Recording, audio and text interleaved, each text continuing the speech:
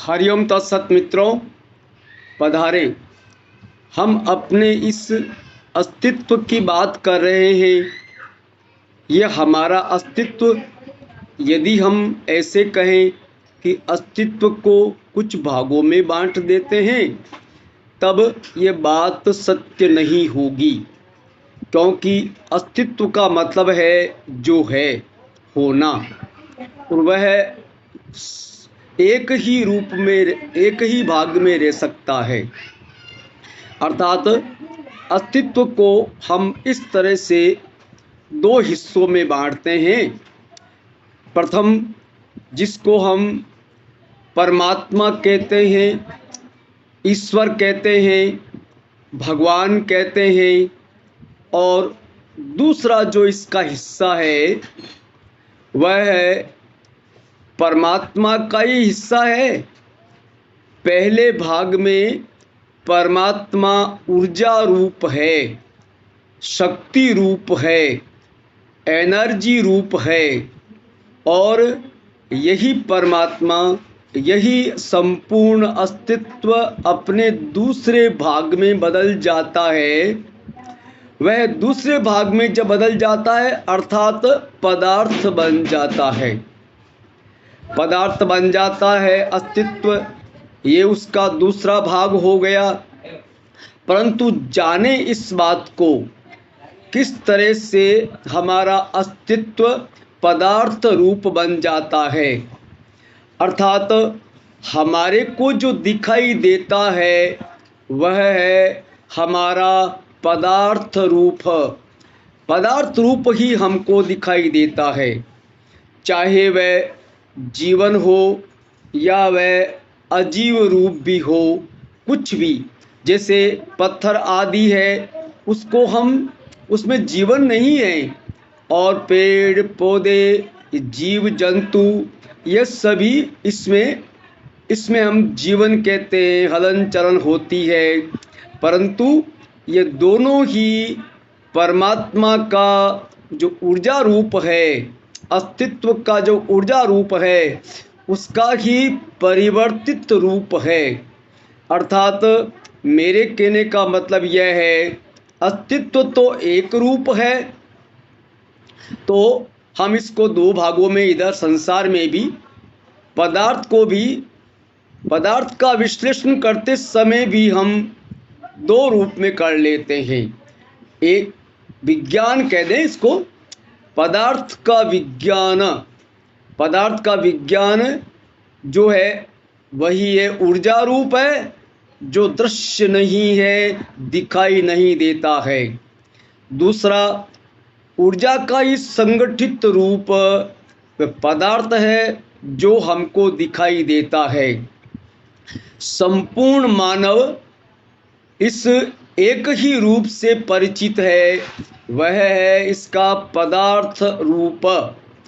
चाहे वह पदार्थ रूप अणु बनकर के लगभग अदृश्य, अदृश्य कहने का मतलब है लगभग अदृश्य में कह रहा हूँ।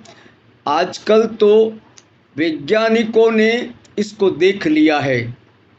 सूक्ष्मदर्शी यंत्र से उस अणु को हम देख सकते हैं, जो सर्वाधिक लघु छोटा रूप है उसका, ऊर्जा का सबसे छोटा रूप।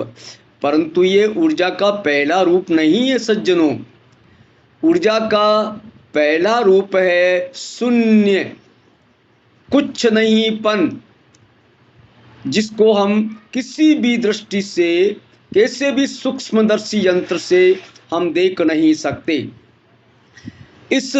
ये जो अदृश्य रूप है, परंतु है, इसका हमारे इस पदार्थ के विज्ञान को या वैज्ञानिकों को कुछ पता नहीं है।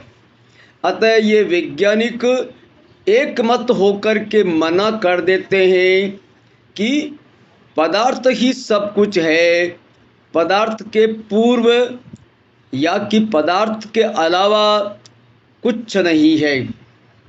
परंतु सज्जनों, सौभाग्य से जहाँ हम जन्मे, ये अपना भारत देश, पूर्वीय मनीषा ने इसका पता लगाया और ये कहा कि पदार्थ के अतिरिक्त भी एक और रूप है जिसको आत्मा कहते हैं, परमात्मा कहते हैं, जिसको ओंकार का नाद भी कहते हैं, ये सब कहते हैं।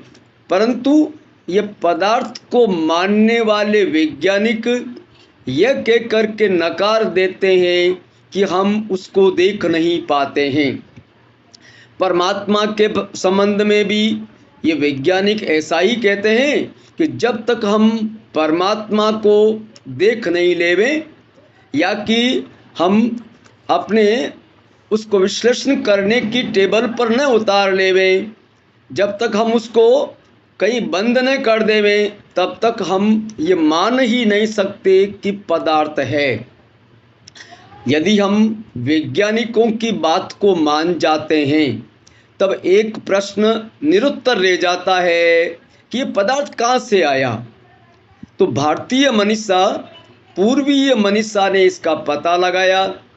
जैसे एक विज्ञान है पदार्थ का विज्ञान है, हम स्थूल से लेकर के पार्ट से लेकर के ये जो इलेक्ट्रॉन प्रोटॉन न्यूट्रॉन है ना, ये अणु जिसे कहते हैं, और अणु का विखंडन करके भी हमने पता लगाया, देखा अनंत ऊर्जा वाला ये अणु के विखंडन के बाद में अणु हो जाता है सज्जनों।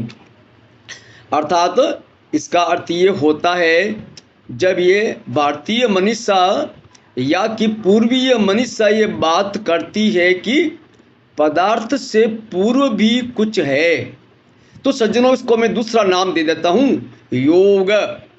योग वह विज्ञान है जो भारतीय मनीषा ने जो पता लगाया, ये परमात्मा, ये आत्मा, उसके पश्चात ये मन, ये भाव। हालांकि मन और भाव भी विज्ञान का ये जो पदार्थ रूप है ना, पदार्थ का पदार्थ रूप जो है परमात्मा का दूसरा रूप, परमात्मा बदल करके पदार्थ हो गया। ये विज्ञान उसी की बात करता है सज्जनों। और हमारी भारतीय मनीषा ने तो ऐसा कहा कि ब्रह्म एक था और ब्रह्म के मन में आई बात, हमारे कल्पना से बाहर की बात है कि उस सूक्ष्मतम स्वरूप के मन में आई, मैं अकेला ही हूँ, अब मैं अधिक हो जाता हूँ। जी हाँ, ये वेदों में इस बात का वर्णन है, एको अहम बहुश्याम, मैं एक हूँ अब बहुत हो जाता हूँ। परंतु ये पदार्थ का विश्लेषण करने वाले या पदार्थ से अणु ऊर्जा का परम रूप प्रकट कर देने वाले वैज्ञानिक इस बात को मानने को तैयार नहीं है कि परमात्मा बोले कि मैं एक से अनेक होता हूँ। कोई बात नहीं, उनको हम बाध्य नहीं करेंगे ये, परंतु पतंजलि योग सूत्रों का अध्ययन करते हैं यदि हम श्रद्धा पूर्वक, विश्वास पूर्वक सज्जनों, तो आइंस्टीन को भी विवश होकर के यह कहना पड़ेगा कि पतंजलि योग सूत्र यह हमारे विज्ञान से पूर्व की स्थिति है, पदार्थ की पूर्व स्थिति, पदार्थ की शून्य स्थिति। तो इसका अर्थ ये हुआ कि योग भी आध्यात्म का विज्ञान है और उस विज्ञान के अंदर हम जाना चाहें। भगवान पतंजलि ने बहुत विश्लेषण करके इसको 8 भागों में बांटा योग को। विज्ञान को तो हम बाहर अनंत रूप में बांट सकते हैं ना सज्जनों, बहुत है विज्ञान का। तो वैज्ञानिक है, ये केमिस्ट्री है, ये फिजिक्स है, ये जूलॉजी है, ये बायोलॉजी है, पर्याप्त है। इसके तो हम पदार्थ के बहुत खंड खंड करके विभक्त करते हैं, परंतु ये जो पदार्थ से पूर्व जो परमात्मा है वह परमात्मा हम खंड नहीं कर सकते, वो एक ही है। और वही परमात्मा ये बस ये कल्पना मात्र है कि परमात्मा ने कहा होगा, वेदों की वेदों की भाषा में कह रहा हूँ, मैं एक हूँ, अब एक से अनेक होता हूँ। इस प्रकार की बात वेदों में परमात्मा ने कही, एको अहम बहुश्यामि, मैं एक से अनेक होता हूँ। आइएगा मैं बताऊं आपको कि एक से अनेक परमात्मा क्या होता है। तो एक तो परमात्मा है जिसे वेदों में ओंकार का नाद कहते हैं, ध्वनि कहते हैं। और दूसरा भी सज्जनों, कुछ नहीं पन, नथिंगनेस। नथिंगनेस का मतलब तो शून्य, अर्थात कुछ नहीं है वहां पर, और तो कुछ नहीं है ओंकार का नाद, और कुछ नहीं का भी नाद, एक ही बात है, वह ध्वनि। अर्थात हम अगर वैज्ञानिकों की भाषा में कहें तो हम ये कह सकते हैं कि ये इलेक्ट्रॉन प्रोटॉन न्यूट्रॉन जो है, इलेक्ट्रॉन्स जो है, उसका उसका जो सूक्ष्मतम रूप है, जब इलेक्ट्रॉन को विखंडित कर देते हैं, हम अणु को विखंडित कर देते हैं तो 3 भागों में बन जाता है।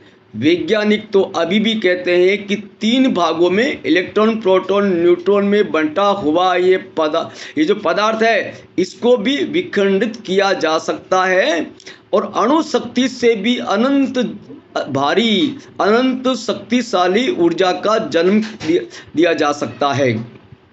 तो हम योग को पढ़ते समय विज्ञान तो हम पर्याप्त रूप से पढ़ते हैं, वैज्ञानिकों को भी पढ़ते हैं। ये इन्होंने इलेक्ट्रिसिटी का आविष्कार किया, फिर अभी तो हमने कंप्यूटर बना लिया, आर्टिफिशियल इंटेलिजेंस की बात भी हम करते हैं। ये तो बात हमारे प्रकट रूप से है, परंतु पधारिएगा इसके समानांतर चलते हैं, और बिल्कुल जैसे ये पदार्थ विकास करता है, पदार्थ विकास करके या कि जीव विकास करके मानव बन जाता है सज्जनों, ये कैसे बना? ये भारतीय मनीषा या योग, भगवान पतंजलि है, भगवान गोरखनाथ है, योग वशिष्ठ है, वेद व्यास जी है, ये बहुत सारे हैं, से पुरोधा हैं। ध्यान नहीं आपको, मैं बताऊंगा, सारा अपन बातचीत करेंगे, और इस बातचीत से हम ये प्रकट करेंगे कि ये जो परमात्मा है ये क्या है।